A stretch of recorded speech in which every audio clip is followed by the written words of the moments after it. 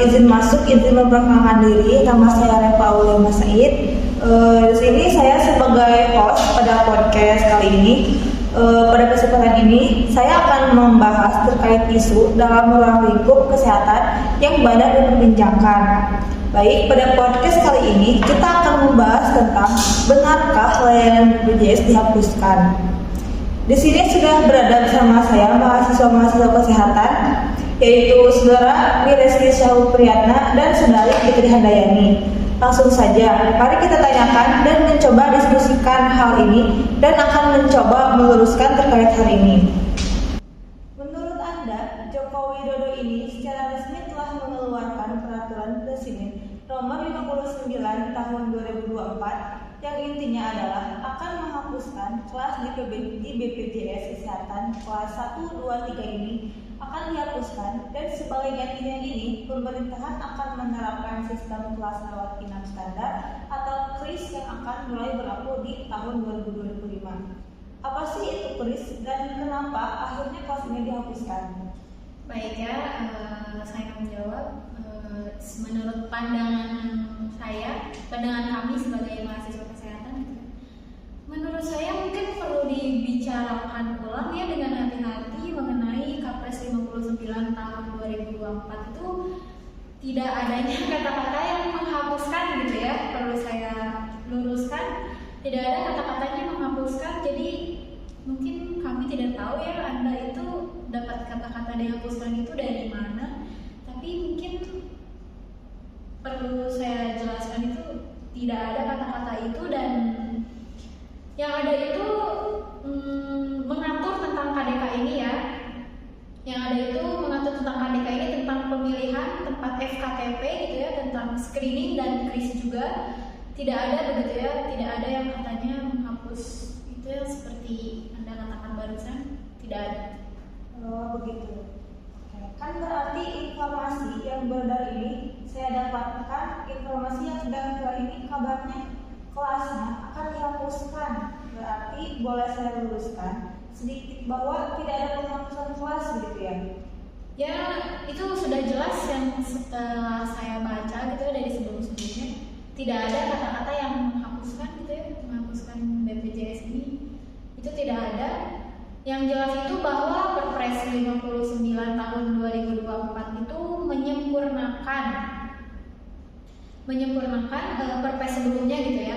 Maaf, saya ulang kembali. Tidak ada kata-katanya jelas bahwa Perpres 59 tahun 2004 itu menyempurnakan Perpres yang sebelumnya gitu ya, yaitu Perpres 82 tahun 2018, dan Perpres ini nomor 64 tahun 2020 yang baru kemarin itu yang mengatur tentu termasuk ada iuran untuk kelas 1 berapa dan kelas 2 itu berapa iurannya itu untuk peserta, bukan penerima ya, persentase untuk mereka yang bekerja gitu ya, yang bekerja. Tetapi mungkin kami belum tahu ya mengenai penghapusan itu sebetulnya tidak ada mungkin ya, karena tidak ditemukannya memang di dalam pasal-pasal itu. Tentu di dalam Perpres yang 59 yang tahun baru 2024 itu nanti kan Kementerian Kesehatan akan mengevaluasi ya, mungkin di evaluasi baru nanti itu akan ditetapkan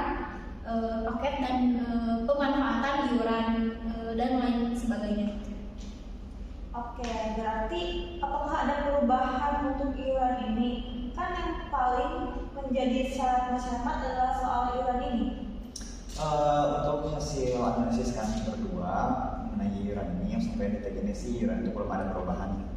Jadi tentu kita berharap kalau bisa naik, tetapi tentu nanti didiskusikan dengan masyarakat dan dengan yang lain-lain juga. Yang jelas ada strategi bagaimana sebaiknya kedepannya iuran ini itu seperti apa. Oke, kalau sistem KRIS itu boleh dijelaskan nggak sih apa itu KRIS begitu, dan apa sebenarnya benefit yang didapatkan oleh para pengguna BPJS ini? Baik, mungkin saya sudah merangkum gitu ya beberapa yang ya terkait pemanfaatan dari sebetulnya kan banyak ya promosi prevensi, kurasi, rehabilitasi ini yang umumnya kalau BPJS itu terkait dengan upaya kesehatan perorangan ya. bukan sifatnya yang public health gitu ya, bukan bersifat umum gitu ya, tapi bersifat perorangan gitu. Tentu tidak menular gitu ya. Nah, untuk itu kalau yang bersangkutan sakit itu dirawat sesuai dengan KDK gitu ya, atau kebutuhan dasar kesehatan gitu ya. Itu tuh contohnya kebutuhan dasar kesehatan yang tentu yang tidak bisa menanggung sendiri gitu ya, yang tentunya membutuhkan petugas kesehatan yang lainnya gitu ya. Itu menanggung sendiri kalau sakit itu tidak boleh dibeda-bedakan ya secara medis gitu ya. Secara medis ya, bukan saya berbicara secara medis ya, bukan non medis yang seperti yang mungkin sudah kita ketahui semuanya. Kalau tentang non medis itu tentang seperti yang di per kamar itu ada televisi besar, terus ada AC yang lebih baik gitu ya, itu maksudnya ke non medis ya. Medis itu tuh istilahnya bagaimana seorang dokter merawat dan mengobati pasien gitu ya, tidak boleh dibeda-bedakan gitu. Iurannya berapa? Kalau itu sonteknya separuh saja gitu ya, atau seperempat saja kalau terkait contohnya yang dioperasi itu nanti misalkan dioperasi hanya setengah saja gitu ya dari dokter, itu tidak bisa. Itu tetap kalau masalah medis itu harus tuntas semuanya, rata semuanya, nggak boleh itu yang jadinya harus dibeda-bedakan antara manfaat medis dan non medis gitu ya. Perlu digarisbawahi secara medis dan bukan non medis gitu ya. Jadi kalau medis itu tidak boleh dibeda-bedakan. Kalau non medis itu sudah diatur di Perpres 59 ini, menyempurnakan tadi ya, menyempurnakan Perpres yang sebelumnya. Nah, Perpres sebelumnya itu kan sudah saya sampaikan di pasal 50 sampai 80 Perpres 82 tahun 2021 itu tidak diperbaiki ya dalam Perpres 59 ini, dimana kalau umpamanya peserta bukan prima itu upahnya dia tuh maupun di kelas 2 itu bayarannya 100.000 ya. Kalau mau kelas 1 ya perorangannya 150.000 ya per satu bulannya ya, per satu bulan itu berlaku hingga saat ini yang saya ketahui. Oke, jadi bicara soal iuran kembali nih, berarti Anda menegaskan masih belum ada perubahan gitu ya sampai sejauh ini? Ya, sampai sekarang hasil dari data-data yang kami peroleh belum ada perubahan, tapi nanti kalau ada perubahan dinaikkan, BPJS pasti mungkin lebih suka ya. Tetapi itu juga ada kaitannya dengan kemampuan masyarakatnya sendiri dan lain sebagainya. Karena di dalam peraturan itu setiap 2 tahun boleh untuk menaikkan, dan ini kan sudah 4 tahunan gitu ya belum menaikkan. Seperti itu. Oke, untuk standar fasilitas ruangan perawatan ini nantinya akan di-upgrade atau disesuaikan dengan sistem kris tadi ya. Dan ini ada tenggang waktu begitu. Nah, untuk upaya apa untuk mencapai itu? Ya, mungkin kalau menurut kita yang setelah kami baca ya, tentu rumah sakit itu disiapkan untuk kris itu ya dengan 12 kriteria ya. Antara lain itu umpamanya bahan yang tidak korosif ya, kamar mandinya dalam ruangan yang memenuhi standar gitu ya, yang memenuhi standar kesehatan gitu ya, mengenai bagaimana aksesibilitas dan ada outlet oksigen gitu contohnya di per kamar, terus ada persekat-sekat tirai dari per bednya gitu ya. Saya harapkan gitu ya dari peraturan tadi itu tidak adanya pemotongan fasilitas gitu ya.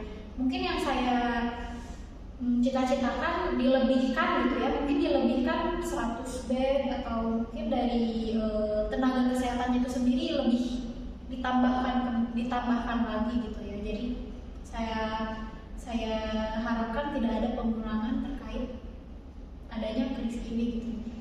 Oke, berarti dapat ditegaskan kembali ya. Jadi dengan adanya sistem kris ini nantinya tidak ada beda-beda lagi ya. Kalau biasanya kan rumah sakit membedakan antara pasien umum dengan pasien BPJS gitu. Baik, mungkin hasil kajian yang kami peroleh pada saat ke lapangannya itu sampai sekarang tidak dibeda-bedain ya. Sama kalau ketahuan dibeda-bedain mungkin mau dilakukan saja ke BPJS satunya, karena ini juga ulah dari banyaknya oknum karena di BPJS itu sebenarnya ada namanya transformasi yang 3 ukurannya itu mudah, cepat, setara. Nah untuk setara itu non diskriminatif begitu, dan sekarang sudah jauh berkurang lah. Terus untuk yang dibeda-bedakan itu sudah nggak ada sih, karena masih ada tapi sudah jauh. Jadi bisa dikatakan apakah akan bisa mengurangi antrian pasien BPJS? Karena kalau melihat kenyataan di lapangan gitu ya, kan antriannya lebih panjang dari yang pasien umum begitu. Terkait soal antri mengantri gitu ya, berarti kan di rumah sakitnya itu jumlah rumah sakit setempat itu kan berarti kurang ya. Sudah saya jelaskan tadi, berarti nakesnya harus ditambah, fasilitasnya harus tambah ya. Atau BPJS itu antriannya sekarang bisa dari rumah ya, sekarang bisa dari rumah, bisa mengurangi gitu ya antrian dari rumah mengenai jam-jam tanpa harus menunggu 4 atau 3 jam di tempat rumah sakit gitu ya. Kan sekarang sudah ada tuh yang namanya mobile JKN gitu ya, atau mobile BPJS ini bisa antri ya, kalau bisa antri. Jadi seperti delivery lah, kita bisa pesan dari rumah. Nah dari pihak BPJS pun ini sudah ada solusinya ya terkait antri mengantri itu. Sudah saya katakan tadi ada mobile yang namanya mobile JKN ini ya, kita bisa memesan antrian dari rumah gitu ya. Jadi ini juga sebuah edukasi ya buat kita semuanya supaya tidak mengantri lebih lama lagi gitu ya. Bisa memesan antrian dari rumah. Jadi setelah memesan dari rumah, setengah jam atau 1 jam sebelumnya kalian baru bisa berangkat dari rumah ke tempat tersebut gitu ya. Jadi untuk mengurangi antri mengantri itu BPJS memfasilitasi seperti itu. Jadi sama sistem peralihan ini kan rumah sakit ini butuh waktu gitu ya untuk menuju ke sistem KUS itu. Berarti apakah pasien-pasien BPJS yang sampai sekarang masih memegang kartu BPJS ini akan dilayani sesuai dengan kelasnya? Ya terkait hal seperti itu, kalau ada masalah terkait yang tadi sudah rekan saya sampaikan, ada oknum-oknum gitu ya. Ada yang namanya BPJS Care gitu ya. Sekarang kan teknologi sudah makin canggih gitu ya. Kalian cobalah searching mengenai kesehatan saat ini gitu ya. Sudah ada yang beberapa yang sudah melaporkan kepada pihak BPJS gitu ya. Ada di JKN Pandawa gitu ya. Ada di searching saja di internet gitu ya, sudah ada. Kalau tidak salah share center ini di nomor 165 gitu kalau nggak salah, dan segala macam saat gitu. Oke, lalu bagaimana ketika ada rumah sakit yang belum bisa memenuhi standar atau sistem KUS itu tadi? Apakah mungkin? Ya mengenai hal seperti itu ya kan, nanti kan dari pihak BPJS ini akan mengevaluasi gitu ya, pelan-pelan akan sebagainya. Jadi tidak perlu diributkan lagi lah mengenai hal seperti itu. Oke, berarti dapat diluruskan kembali. Berarti Perpres nomor 59 ini bukan penghapusan kelas ya, tetapi meningkatkan kualitas gitu. Ya sudah begitu jelas yang sudah saya katakan tadi di awal, bahwa tidak adanya yang kata-kata menghapus seperti yang saya baca-baca dari sebelum-sebelumnya. Saya tidak tahu Anda dapat berita itu dari mana. Oke, ini kan merubah sistem, berarti ya apa saja sih yang menjadi catatan ubah sistem, memperbaiki sistem, baik memperbaiki sistem apa saja gitu yang menjadi catatan dari BPJS Kesehatan terkait dengan fasilitas kesehatan yang ada di Indonesia. Ya kalau bisa kan memang tentu ya dokternya juga harus ada gitu ya, kemudian obatnya harus ada, akses fasilitasnya harus tersedia gitu ya, bagus ya, jangan adanya kurang mengurang yang sudah saya tadi katakan dulu. Kalau bisa itu menambah gitu, jangan dikurangi menurut saya. Tadi kan sempat bilang gitu soal iuran. Ada nggak sih rencana kenaikan iuran sejauh ini? Mengenai kenaikan iuran itu tentunya bukan pihak BPJS ya, sepertinya yang sudah saya baca itu bukan dari pihak BPJS ya. Dan mungkin BPJS ikutlah terkait hal tersebut, terkait pembicaraan tersebut, tetapi bukan menentukan ya. Perlu digaris besar kembali, bukan menentukan. Jadi pihak BPJS itu tidak ada wewenangnya untuk menentukan harga per harga gitu ya. Jadi itu banyak pihak yang termasuk evaluasi kris ini juga, nanti Kementerian Kesehatan ini tidak bisa sendiri gitu ya. Perlu adanya Kementerian Keuangan BPJS ini dari segala macam itu ke depannya seperti apa gitu. Mungkin nanti dari pihak BPJS-nya akan menginformasikan ulang. Yang penting yang perlu digarisbawahi, pihak BPJS tidak menentukan harga dan per harga itu. Baik, berarti ada jaminan nggak kalau kan sistem atau kualitasnya diperbaiki, berarti iuran akan nambah atau gimana? Ya bisa juga menambah ya, dengan catatan jika bertambah berarti fasilitasnya itu akan semakin bagus berarti ya kalau menambah. Memang kan setiap 2 tahun boleh gitu ya menambah, dan sekarang kita sudah 4 tahun gitu ya belum menambah gitu ya. Terus karena kemarin kan menunggu pemilu gitu ya, jadi tidak adanya nambah-menambah, tapi yang jelas itu pelayanannya akan lebih baik, antriannya lebih cepat seperti tadi yang sudah saya sampaikan. Ada yang namanya mobile JKN, mobile BPJS gitu ya, untuk mengurangi antrian gitu ya, untuk kepuasannya untuk meningkat lah, lebih bertingkat lagi. Terus juga kan tahun lalu karena kepercayaan masyarakat alhamdulillahnya kepada BPJS itu meningkat tajam, yang mengeluarkan tambahan untuk bayar ke vaskes gitu ya, ke rumah sakit dan klinik itu yang saya baca terakhir kemarin itu senilai 45 triliun ya tambahan saja gitu ya, untuk diketahui karena utilitas meningkat tajam gitu ya. Jadi masyarakat Indonesia ini sangat terbantu mungkin ya menggunakan BPJS, jadi meningkat pesat. Tapi kan kalau dilihat di lapangan gitu ya, kan antrian masyarakat atau apalah itu kabar baiknya bahwa banyak masyarakat yang sudah memakai BPJS, ada juga yang masih belum. Tapi kalau dilihat dari vaskesnya ini, masih antriannya itu masih begitu panjang begitu. Nah itu bagaimana seharusnya? Ya sudah saya tadi katakan kembali ya, tadi kan sekarang internet mobile sudah lebih canggih gitu ya. Antrian bisa dari rumah, garis bawahi antrian bisa antri dari rumah gitu ya. Terus dengan menggunakan aplikasi itu ada gitu ya, mobile CKN gitu ya, rumah sakit mengembangkan tapi belum dioptimalkan mungkin ya, mungkin orang-orang belum tahu tentang mobile ini gitu ya.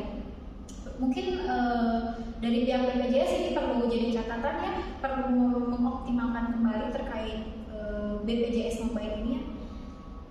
Satu sisi perubahan tadi itu di rumah sakit itu untuk menambah sisi masyarakat pola perilaku antri gitu ya, harus disempurnakan karena seperti yang sudah kita ketahui semuanya bahwa di negara kita itu mirisnya atau minimnya mengantri gitu ya. Mungkin itu juga perlu jadi pertimbangan kita semuanya ya, antri mengantri itu harus kita ubah. Oke, kalau untuk terkait kris sendiri, sejauh mana sosialisasinya? Ini kan bukan dari Perpes, ini diketok, bahkan sebelumnya juga ada wacana untuk kris gitu. Ya, dan itu kan masih dievaluasi ya, kita harus banyak mempertimbangkan kembali plus minusnya seperti apa. Nanti tidak perlu kita khawatirkan terlalu berlebihan lah ya. Jadi yang penting kita siapkan untuk kita naikkan tingkatnya mutu gitu ya. Jadi mungkin pihak BPJS ini catatan kembali jika ada kenaikan harga, kenaikan fasilitasnya juga perlu dinaikkan kembali. Oke, baik. sudah terjawab ya. Ternyata benar yang Anda katakan barusan sesuai dengan klarifikasi yang disebutkan tadi bahwa tidak ada penghapusan gitu ya. Penghapusan kelas begitu hanya ada peningkatan mutu dan kualitas dari fasilitas kesehatan. Ya, sudah saya ulang kembali tadi berbicara tadi bahwa kita berdua ini sudah diskusi terkait hal seperti itu ya, bahwa tidak adanya kata penghapusan gitu ya. Nggak ada, saya juga tidak tahu Anda dapat ini dari mana, yang jelas tidak adanya penghapusan gitu ya. Mungkin seperti itu. Terima kasih banyak atas penjelasan dan waktunya. Mungkin sekian yang bisa kami dapat sampaikan. Ya, mohon maaf bila ada kekurangan gitu ya. Baik, terima kasih juga telah mengundang kami sebagai narasumber terpercaya untuk membahas mengenai isu tentang BPJS yang dihapuskan. Terima kasih juga kepada rekan-rekan yang sudah menonton dan sebagai moderator juga. Baik, sekian untuk podcast kali ini dicukupkan. Wassalamualaikum warahmatullahi wabarakatuh.